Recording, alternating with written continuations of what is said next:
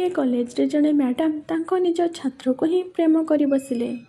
କିନ୍ତୁ ତାପରେ ଯାହା ଘଟିଲା ତାହା ତୁମକୁ ଆଶ୍ଚର୍ଯ୍ୟ କରିଦେବ। ତୁମେ କଲେଜରେ ମୋର ଛାତ୍ର, କିନ୍ତୁ ତୁମେ ମୋ ଘରେ ଛାତ୍ର ନୁହଁ। ମୁଁ ତୁମକୁ କିଛି କହିବାକୁ ଚାହୁଁଛି। ଦେଖ ଅର୍ଜୁନ, ମୁଁ ଆଉ ସହ୍ୟ କରିପାରୁନାହିଁ। କାହିଁକି? ମୋର ଯୌବନ ଭିତରେ ଗଭୀର ଯନ୍ତ୍ରଣା କରୁଛି। ସେଥିପାଇଁ ତୁମେ ମୋତେ ଶାନ୍ତି ଦେବ। ଦେଖ ଅର୍ଜୁନ, ତୁମେ ହିଁ ଏକମାତ୍ର ଯିଏ ଏହି ଅଜବ ଯନ୍ତ୍ରଣାକୁ ପ୍ରଶମିତ କରିପାରିବ। ମୁଁ ଆଉ ନିଜକୁ ନିୟନ୍ତ୍ରଣ କରିପାରୁନାହିଁ। ତୁମର ନିକଟତର ହେବାର ଇଚ୍ଛା ପ୍ରତି ମୁହୂର୍ତ୍ତରେ ବଢ଼ି ଚାଲିଛି। କିନ୍ତୁ ସେହି ହସର ମୁହୂର୍ତ୍ତ ମଧ୍ୟରେ ନେହା ମ୍ୟାଡ଼ାମ୍ ହଠାତ୍ ଅର୍ଜୁନକୁ ପାଖକୁ ଟାଣି ଆଣି ତାଙ୍କ ଓଠରେ ଚୁମ୍ବନ ଦେଲେ। ଅର୍ଜୁନ କିଛି ସମୟ ପାଇଁ ସ୍ଥିର ହୋଇଗଲେ, କିନ୍ତୁ ପରବର୍ତ୍ତୀ ମୁହୂର୍ତ୍ତରେ ସେ ନିଜକୁ ରୋକିପାରିଲେ ନାହିଁ। ସେମାନଙ୍କ ଭାବପ୍ରବଣ ଅବସ୍ଥାରେ ସେମାନେ ଦୁହେଁ ଏପରି ଏକ ପଦକ୍ଷେପ ନେଲେ ଯାହା ସେମାନଙ୍କୁ ନେବା ଉଚିତ ନଥିଲା। ସେହି ରାତିରେ ସେମାନଙ୍କ ସମ୍ପର୍କର ସୀମା ବଦଳିଗଲା। ଏହି ମୁହୂର୍ତ୍ତ ସେମାନଙ୍କ ମଧ୍ୟରେ ସବୁଠାରୁ ବଡ଼ ଆନନ୍ଦ ଆଣିଦେଲା। ଅର୍ଜୁନଙ୍କ ସଂଘର୍ଷ ଥିଲା ଯେ ସେ ଜଣେ ପୁଅ ଥିଲେ ଏବଂ ସେ ଏକ ଅତ୍ୟନ୍ତ ଗରିବ ପରିବାରରୁ ଆସିଥିଲେ। ଘର ବହୁ କଷ୍ଟରେ ପ୍ରତିପାଳିତ ହେଉଥିଲା। ଅର୍ଜୁନ ବହୁତ କଠିନ ପାଠପଢ଼ା କରୁଥିଲେ। ସେ ତାଙ୍କ ଶିକ୍ଷାଦାନ ଫିସ୍ ଦେବା ପାଇଁ ନିଜେ ପରିଶ୍ରମ କରୁଥିଲେ। ଦ୍ୱାଦଶ ଶ୍ରେଣୀର ଫାଇନାଲ ପରୀକ୍ଷା ଦେବା ପରେ ଯେତେବେଳେ ତାଙ୍କର ଫଳାଫଳ ଆସିଲା, ସେତେବେଳେ ଅର୍ଜୁନ ଆଶ୍ଚର୍ଯ୍ୟ ହୋଇଗଲେ। ସେ 700ରୁ 600 ନମ୍ବର ପାଇଥିଲେ। ଏହା ତାଙ୍କୁ ବହୁତ ଖୁସି ଦେଇଥିଲା। ତାଙ୍କ ପରିବାର ଏବଂ ଶିକ୍ଷକମାନେ ମଧ୍ୟ ଖୁସି ହୋଇଥିଲେ। ଗୋଟିଏ ଦିନ ତାଙ୍କ ଶିକ୍ଷକ ତାଙ୍କୁ ତାଙ୍କ କାର୍ଯ୍ୟାଳୟକୁ ଡାକି କହିଲେ, ଅର୍ଜୁନ, ତୁମେ ଆମ ବିଦ୍ୟାଳୟ ପାଇଁ ଗୌରବ ଆଣିଛ। ମୁଁ ବହୁତ ଖୁସି। ତୁମେ ଏକ ମହାନ କାମ କରିଛ। ଏବେ ତ ତୁମେ ଏକ ଭଲ ବିଶ୍ୱବିଦ୍ୟାଳୟରେ ପ୍ରବେଶ କରିପାରିବ। ଲାଜକୁଳା ଅର୍ଜୁନ ଉତ୍ତର ଦେଲେ, ହଁ ମହାଶୟ। କିଛି ଦିନ ପରେ ଅର୍ଜୁନ ଅନଲାଇନରେ ତାଙ୍କର ବିଶ୍ୱବିଦ୍ୟାଳୟ ଆବେଦନ ପୂରଣ କଲେ। କିଛି ଦିନ ମଧ୍ୟରେ ତାଙ୍କୁ ଏକ ଭଲ କଲେଜରେ ପ୍ରବେଶ ମିଳିଯାଇଥିଲା। ସେଥିପାଇଁ ଅର୍ଜୁନ ଏବଂ ତାଙ୍କ ପରିବାର ବହୁତ ଖୁସି ହୋଇଥିଲେ। ପରଦିନ ଅର୍ଜୁନ ପ୍ରସ୍ତୁତ ହୋଇ ତାଙ୍କ ନୂତନ ସହରକୁ ଚାଲିଗଲେ। ତାଙ୍କ ନୂତନ କଲେଜରେ ପ୍ରଥମ ଦିନେ ସେ କଲେଜ ସମ୍ମୁଖରେ ଠିଆ ହେଲେ ଏବଂ ନିଜକୁ କହିଲେ, ଏହା ମୋର ପ୍ରଥମ ଦିନ। ମୁଁ ଏହାକୁ କେବେ ଭୁଲି ପାରିବି ନାହିଁ। ଯେତେବେଳେ ସେ କଲେଜରେ ପ୍ରବେଶ କଲେ ଏବଂ ଶ୍ରେଣୀ ଗୃହରେ ପହଞ୍ଚିଲେ, ପ୍ରିନ୍ସିପାଲ ନେହା ମ୍ୟାଡ଼ାମ୍ ଅର୍ଜୁନକୁ ଦେଖି ସ୍ମିତ ହସିଲେ। ଅର୍ଜୁନ ତାଙ୍କ ସିଟ୍ରେ ବସି ଧ୍ୟାନର ସହିତ ଶ୍ରେଣୀରେ ଯୋଗଦାନ କରିବାକୁ ଲାଗିଲେ। କ୍ଲାସ୍ ସରିବା ପରେ ସମସ୍ତ ଛାତ୍ର ଯିବାକୁ ଲାଗିଲେ। ଠିକ୍ ସେତିକି ବେଳେ ମ୍ୟାଡ଼ାମ୍ ପଛରୁ ଡାକିଲେ, ଅର୍ଜୁନ, ଟିକେ ଅପେକ୍ଷା କର। ମୁଁ ତୁମ ସହିତ କଥା ହେବାକୁ ଚାହୁଁଛି। ଅର୍ଜୁନ ଅଟକିଗଲେ। ମ୍ୟାଡ଼ାମ୍ ପଚାରିଲେ, ତୁମେ କ'ଣ ସେହି ଛାତ୍ର ଯିଏ 700ରୁ 600 ନମ୍ବର ପାଇଥିଲା? ଅର୍ଜୁନ ଉତ୍ତର ଦେଲେ, ହଁ ମ୍ୟାଡ଼ାମ୍। ମ୍ୟାଡ଼ାମ୍ କହିଲେ, ବହୁତ ଭଲ। ତୁମେ ଜଣେ ବହୁତ ମେଧାବୀ ଛାତ୍ର। ଅର୍ଜୁନ କହିଲେ, ହଁ ମ୍ୟାଡ଼ାମ୍, ମୁଁ ବହୁତ କଠିନ ପରିଶ୍ରମ କରିଛି ଏବଂ ଏହା ସେହି କଠିନ ପରିଶ୍ରମର ଫଳାଫଳ। ଏହା ଶୁଣି ମ୍ୟାଡ଼ାମ୍ ଭାବିଲେ, ପ୍ରକୃତରେ ଏହି ପିଲାଟି ଜଣେ କଠିନ ପରିଶ୍ରମୀ। ସେ କହିଲେ, ଅର୍ଜୁନ, ତୁମେ ଜଣେ ବହୁତ ଭଲ ଛାତ୍ର। ସେଥିପାଇଁ ମୁଁ ଚାହୁଁଛି ତୁମେ ମୋ କୋଚିଂ କ୍ଲାସ୍ରେ ଯୋଗ ଦିଅ ଏବଂ ମୋ ଘରେ ରହି ପଢ଼। ଅର୍ଜୁନ ଟିକେ ସଂକୋଚ କରି କହିଲେ, ମ୍ୟାଡ଼ାମ୍, ମୁଁ ଏହା ବିଷୟରେ ଭାବିବି ଏବଂ ତୁମକୁ ଜଣାଇବି। ପରଦିନ କଲେଜ ପୁଣି ଆରମ୍ଭ ହେଲା। ସମଗ୍ର କ୍ଲାସ୍ ପରେ ଛୁଟି ଘଣ୍ଟି ବାଜିଲା। ସମସ୍ତ ଛାତ୍ର ଯିବାକୁ ଲାଗିଲେ। ମ୍ୟାଡ଼ାମ୍ ଅର୍ଜୁନକୁ ପଚାରିଲେ, ତୁମେ ଏହା ବିଷୟରେ ଭାବିଛ? ଅର୍ଜୁନ ଉତ୍ତର ଦେଲେ, ଠିକ୍ ଅଛି ମ୍ୟାଡ଼ାମ୍, ମୁଁ ତୁମ ସହିତ ଯିବାକୁ ପ୍ରସ୍ତୁତ। କ୍ଲାସ୍ ପରେ ଅର୍ଜୁନ ଏବଂ ମ୍ୟାଡ଼ାମ୍ ଗାଡ଼ିରେ ବସି ମ୍ୟାଡ଼ାମ୍ଙ୍କ ଘରକୁ ଗଲେ। ଅର୍ଜୁନ ଘର ଦେଖି ଆଶ୍ଚର୍ଯ୍ୟ ହୋଇଗଲେ।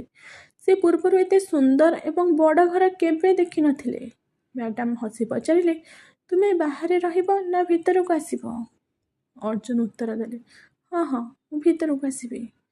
ସେମାନେ ଦୁହେଁ ଭିତରକୁ ଗଲେ। ସାଜସଜ୍ଜା ଦେଖି ଅର୍ଜୁନ ଆଶ୍ଚର୍ଯ୍ୟ ହୋଇଗଲେ। ସେ ପଚାରିଲେ, ମ୍ୟାଡ଼ାମ୍, ତୁମ ଘରେ ଆଉ କିଏ ରହେ? ମ୍ୟାଡ଼ାମ୍ ଟିକେ ଦୁଃଖର ସହିତ କହିଲେ, ମୋ ବାବା ମା କିଛି ଦିନ ପୂର୍ବରୁ ଦେହାନ୍ତ ହୋଇଯାଇଛି। ମୁଁ ଏବେ ଏକା ରହୁଛି। ଏହା ଶୁଣି ଅର୍ଜୁନ ଟିକେ ଦୁଃଖିତ ହୋଇ କହିଲେ, କ୍ଷମା କରିବେ ମ୍ୟାଡ଼ାମ୍, ମୁଁ ଭୁଲ କରିଥିଲି। ମୁଁ ଏହା ପଚାରିବା ଉଚିତ ନଥିଲା। ମ୍ୟାଡ଼ାମ୍ ମୁରୁକି ହସି କହିଲେ, ଠିକ୍ ଅଛି। ତାପରେ ସେ ଅର୍ଜୁନକୁ ଏକ କୋଠରୀକୁ ନେଇଗଲେ ଏବଂ କହିଲେ, ଏହା ତୁମର କୋଠରୀ। ତୁମେ ବି ଏଠାରେ ରହିବ। ଅର୍ଜୁନ ଘର ଚାରିପାଖକୁ ଭଲ ଭାବରେ ଚାହିଁଲା। ସୁନ୍ଦର ଫର୍ଣ୍ଣିଚର ଏବଂ ସଫା ପରିବେଶ ତାକୁ ଆଶ୍ଚର୍ଯ୍ୟ କରିଦେଲା। କିଛି ସମୟ ପରେ ମ୍ୟାଡ଼ାମ୍ ଡାକିଲେ, ଅର୍ଜୁନ ଆସ ଏବଂ ରାତ୍ରି ଭୋଜନ କର। ଅର୍ଜୁନ ଗଲେ। ସେମାନେ ଦୁହେଁ ଏକାଠି ଖାଇଲେ। ସେହି ରାତିରେ ଅର୍ଜୁନ ତାଙ୍କ ରୁମ୍କୁ ଯାଇ ଶୋଇପଡ଼ିଲେ। ପରଦିନ ସକାଳେ ମ୍ୟାଡ଼ାମ୍ ଆସି କହିଲେ, ଅର୍ଜୁନ ଉଠ, ଆମକୁ କଲେଜ ଯିବାକୁ ପଡ଼ିବ, ଡେରି ହୋଇଯାଉଛି। ଅର୍ଜୁନ ଉଠି ପ୍ରସ୍ତୁତ ହେଲେ। ସେ ନାସ୍ତା କଲେ ଏବଂ ସେମାନେ ଦୁହେଁ କଲେଜକୁ ଗାଡ଼ି ଚଲାଇଲେ। କ୍ଲାସ୍ ଆରମ୍ଭ ହେଲା। ସମସ୍ତ ଛାତ୍ର ପାଠପଢ଼ାରେ ବ୍ୟସ୍ତ ଥିଲେ, କିନ୍ତୁ ମ୍ୟାଡ଼ାମ୍ଙ୍କ ନଜର ସବୁବେଳେ ଅର୍ଜୁନଙ୍କ ଉପରେ ଥିଲା। ତାଙ୍କର ନିଷ୍ଠା ଏବଂ ଏକାଗ୍ରତା ଦେଖି ସେ ଖୁସି ହେଲେ।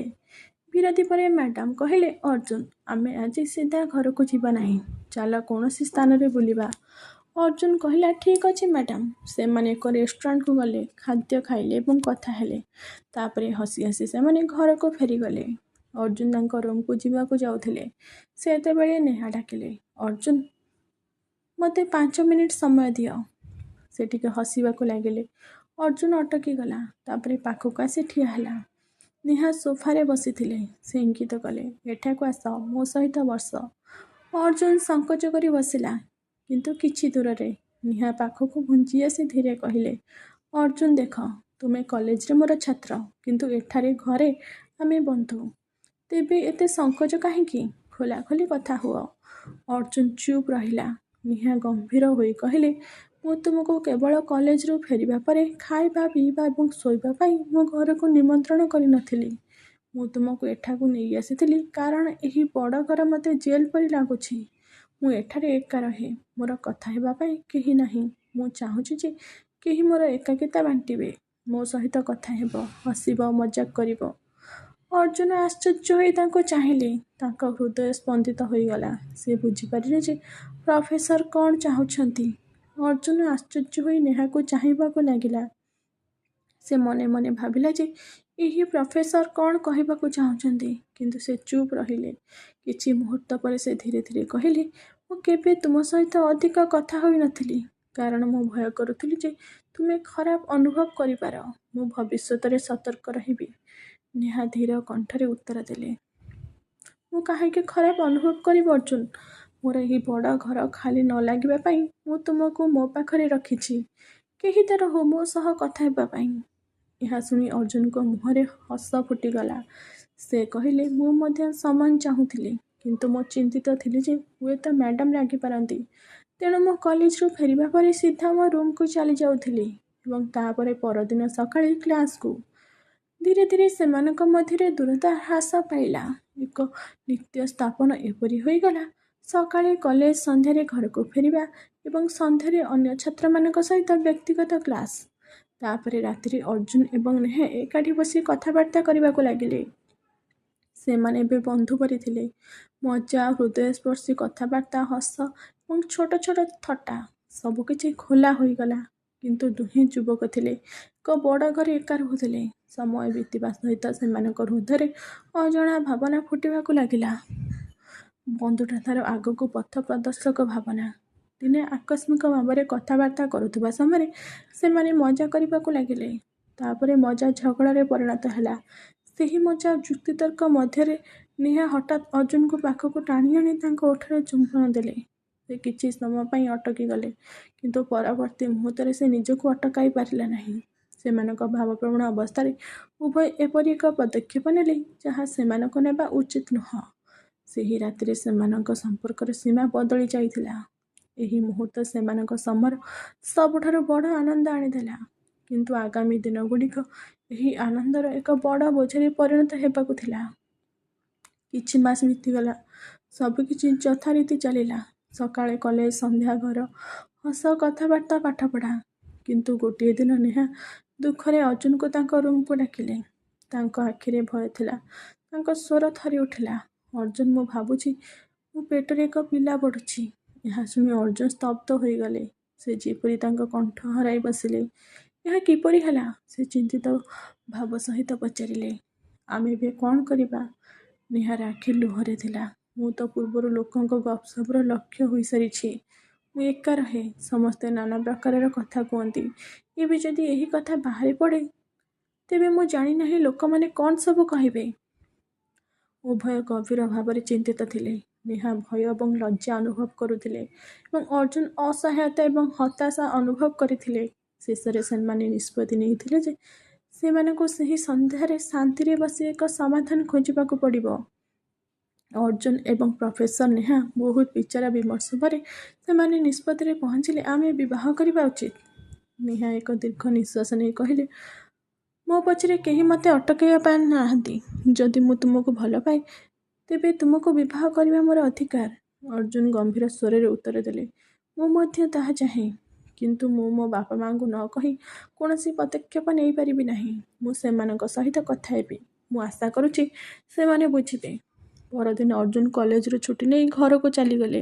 ସେ ଯିବା ସମୟରେ ନେହାଙ୍କୁ ପ୍ରତିଶ୍ରୁତି ଦେଇଥିଲେ, ମୁଁ 2 କିମ୍ବା 3 ଦିନ ମଧ୍ୟରେ ଫେରି ଆସିବି ଏବଂ ତୁମକୁ ଉତ୍ତର ଦେବି। କିନ୍ତୁ ଦିନ ବିତିଗଲା ଏବଂ ସପ୍ତାହଗୁଡ଼ିକ ମାସରେ ପରିଣତ ହେଲା। ନେହାଙ୍କ ଆଖି ପ୍ରତିଦିନ ଦ୍ୱାର ପାଖରେ ଲାଗି ରହିଥିଲା। କିନ୍ତୁ ଅର୍ଜୁନ ଆଉ ଫେରିଲା ନାହିଁ। ଏବେ ତାଙ୍କ ହୃଦୟରେ ସନ୍ଦେହ ଉଠିବାକୁ ଲାଗିଲା। ଅର୍ଜୁନ ତାଙ୍କୁ ବିଶ୍ୱାସଘାତକତା କରିଥିଲେ କି? ସେ କେବେ ଫେରିବେ କି ନାହିଁ? ସେ ଏକା ବସି ପ୍ରତି ରାତିରେ ଭାବୁଥିଲେ ଏବଂ କାନ୍ଦୁଥିଲେ। ଶେଷରେ ସେ ନିଷ୍ପତ୍ତି ନେଇଥିଲେ, ମୁଁ ଆଉ ଅପେକ୍ଷା କରିବି ନାହିଁ। ଯଦି ଅର୍ଜୁନ ମୋତେ ପରିତ୍ୟାଗ କରିଛନ୍ତି ତେବେ ମୋତେ ନିଜେ ଏହି ବୋଝ ବହନ କରିବାକୁ ପଡ଼ିବ। ଏହି ଚିନ୍ତାଧାରା ମନେ ରଖି ସେ ଜଣେ ଡାକ୍ତରଙ୍କ ସହିତ ସାକ୍ଷାତ କଲେ। ପରଦିନ ସେ ତାଙ୍କର ଭୁଲକୁ ସଂଶୋଧନ କରିବା ପାଇଁ ଯିବାକୁ ଯାଉଥିଲେ, ତାଙ୍କ ଜୀବନକୁ ମୂଳ ଅବସ୍ଥାକୁ ଫେରାଇ ଆଣିବା ପାଇଁ। କିନ୍ତୁ ଭାଗ୍ୟ ତାଙ୍କ ପାଇଁ ସ୍ଥିର ଥିଲା ଏବଂ ସେ ପ୍ରସ୍ତୁତ ଥିଲେ। ସେହି ରାତିରେ ହଠାତ୍ ଦ୍ୱାର ଘଣ୍ଟି ବାଜିଲା। ଯେତେବେଳେ ନେହା ଦ୍ୱାର ଖୋଲିଲେ ସେତେବେଳେ ସେ ପ୍ରଥମେ 2 ଜଣ ଅଜଣା ଲୋକଙ୍କୁ ଦ୍ୱାର ନିକଟରେ ଦେଖି ଚମକି ପଡ଼ିଲେ। ତାଙ୍କ ସହିତ ଜଣେ ପୋଲିସ ଅଧିକାରୀ ମଧ୍ୟ ଥିଲେ। କିନ୍ତୁ ସେମାନଙ୍କୁ ଅଣଦେଖା କରି ସେ ଅର୍ଜୁନକୁ ତାଙ୍କ ସମ୍ମୁଖରେ ଠିଆ ହୋଇଥିବାର ଦେଖିଲେ ଏବଂ ସେ ଆଶ୍ଚର୍ଯ୍ୟରେ ଚିତ୍କାର କଲେ। ଏହି ସମୟରେ ନେହା ଅର୍ଜୁନକୁ ଚାହିଁ କହିଲେ, ଅର୍ଜୁନ, ତୁମେ ଏତେ ଦିନ ହେବ କେଉଁଠି ଥିଲ? ତୁମେ ମୋତେ ବିଶ୍ୱାସଘାତକତା କଲ। ମୁଁ ତୁମକୁ ବିଶ୍ୱାସଘାତକତା କରିନଥିଲି। ଅର୍ଜୁନ କହିଲେ, ମୁଁ ଗାଁକୁ ଯିବା ଦିନ ରାସ୍ତାରେ କିଛି ଅସାମାଜିକ ପିଲା ଜଣେ ଝିଅ ସହ ଜବରଦସ୍ତି କରୁଥିଲେ। ମୁଁ ସେମାନଙ୍କୁ ବାରଣ କରିବା ସତ୍ତ୍ୱେ ସେମାନେ ସେହି ଝିଅକୁ ଅସଦାଚରଣ କଲେ। ମୁଁ ସେହି ଝିଅକୁ ରକ୍ଷା କରିବାକୁ ଚେଷ୍ଟା କଲି। ଆଉ ସେହି ସମୟରେ କେହି ଜଣେ ମୋ ମୁଣ୍ଡକୁ ପଛରୁ ଆଘାତ କଲେ। ମୁଁ ବେହୋସ ହୋଇ ତଳେ ପଡ଼ିଗଲି। ପ୍ରାୟ 2 ମାସ କୋମାରେ ରହିବା ପରେ ଆଜି ମୋର ହୋସ୍ ଆସିଲା। ମୁଁ ମୋର ବାପା ମାଆଙ୍କୁ ଆମ ବିଷୟରେ କହିଲି। ଅର୍ଜୁନଙ୍କ ବାପା ମା ଆଶ୍ଚର୍ଯ୍ୟ ହୋଇଗଲେ ଯେ ଜଣେ ମହିଳା ଏପରି କାମ କରିପାରିବେ। ଏବଂ ହଁ, ମୁଁ ମୋ ମାଆଙ୍କୁ ସବୁ କିଛି କହିଲି। ସେ ମୋତେ ଅଟକାଇଲେ ନାହିଁ କିନ୍ତୁ ପଚାରିଲେ, ତୁ ଏ କ'ଣ କରିଛୁ? ତାପରେ ମୋ ବାପା ମା ପୋଲିସ ଷ୍ଟେସନକୁ ଗଲେ। ସେମାନେ ଇନ୍ସପେକ୍ଟରକୁ ସବୁ କିଛି କହିଲେ। ଏକ FIR ଦାୟର କରାଗଲା ଏବଂ ତାପରେ ଆମେ ତୁମ ପାଖକୁ ଆସିବାକୁ ନିଷ୍ପତ୍ତି ନେଲୁ। ଏବଂ ହଁ, ମୋ ମା କହିଲେ, ପୁଅ, ତୁମେ କରିଥିବା ଭୁଲକୁ ସଂଶୋଧନ କର। ବିବାହ ହେଉଛି ଏକମାତ୍ର ଉପାୟ। ଏହା ଶୁଣି ନେହାର ଦୁଃଖ ଆନନ୍ଦରେ ପରିଣତ ହୋଇଗଲା। ତାଙ୍କ ମୁହଁରେ ହସ ଦେଖାଗଲା ଏବଂ ସେ ଧୀରେ କହିଲେ, ତେବେ ଆମେ କ'ଣ ପାଇଁ ଅପେକ୍ଷା କରିବା? ଏହିପରି ଅର୍ଜୁନ ଏବଂ ନେହା ସମସ୍ତ ବାଧାବିଘ୍ନକୁ ଅତିକ୍ରମ କରି ବିବାହ କଲେ। ଯାହା ଏକ ଭୁଲରୁ ଆରମ୍ଭ ହୋଇଥିଲା ତାହା ଶେଷରେ ତା'ର ରାସ୍ତା ପାଇଲା। ଦୟାକରି ଧ୍ୟାନ ଦିଅନ୍ତୁ ଯେ ଏହା ଏକ କାଳ୍ପନିକ କାହାଣୀ ଯାହାର ବାସ୍ତବ ଜୀବନ ସହିତ କୌଣସି ସମ୍ପର୍କ ନାହିଁ। ଏହି କାହାଣୀଟି କେବଳ ମନୋରଞ୍ଜନ ଏବଂ ସଚେତନତା ପାଇଁ ଉଦ୍ଦିଷ୍ଟ। ଯଦି ଆପଣ ଭିଡ଼ିଓଟି ଉପଭୋଗ କରିଛନ୍ତି ତେବେ ଭିଡ଼ିଓକୁ ଓ ଚ୍ୟାନେଲକୁ ଲାଇକ୍ ସେୟାର କରିବାକୁ ଭୁଲନ୍ତୁ ନାହିଁ। ଧନ୍ୟବାଦ।